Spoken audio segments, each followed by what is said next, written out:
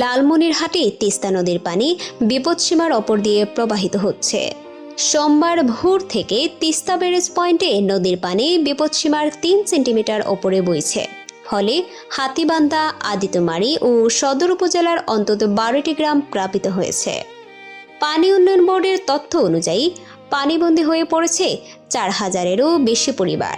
তলিয়ে গেছে শত শত একর ফসলি জমি ও আমন ধানের বীজতলা। বন্যা পরিস্থিতি নিয়ন্ত্রণে রাখতে তিস্তা ব্যারেজের 44টি জলকপাট খুলে দেওয়া হয়েছে। এদিকে পানি উন্নয়ন বোর্ডের বন্যা পূর্বাভাস ও সতর্কীকরণ কেন্দ্র জানিয়েছে, দেশের ভিতরে এবং ভারতের মেঘালয়, আসাম ও সিকিম সহ বেশ কয়েকটি প্রদেশে টানা ভারী বৃষ্টির কারণে রংপুর বিভাগের তিস্তা, ধরলা ও দুধকুমার নদীর পানি আগামী 3 দিন আরও বৃদ্ধি পেতে পারে।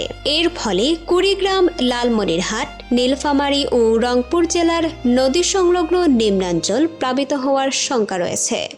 বিশেষ করে দুধকুমার নদীর পানি বৃদ্ধি পেলে কুড়িগ্রামের নিম্নাঞ্চল সবচেয়ে বেশি ক্ষতিগ্রস্ত হতে পারে। আবহাওয়া অধিদপ্তর জানিয়েছে, আগামী 72 ঘন্টায় রংপুর, রাজশাহী, ময়মনসিংহ, ঢাকা, চট্টগ্রাম ও সিলেট বিভাগে ভারী থেকে অতি ভারী বৃষ্টিপাতের সম্ভাবনা রয়েছে। ফলে নদ নদীর পানি বিপদসীমা অতিক্রম করে আরও অনেক এলাকা প্লাবিত হতে পারে।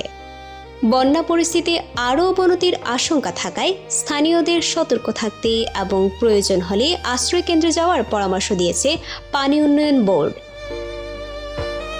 এই ধরনের গুরুত্বপূর্ণ আপডেট পেতে আমাদের সঙ্গে থাকুন। বিজিএন টিভি 24, সংবাদ যেখানে, বিশ্বস্ততা সেখানে।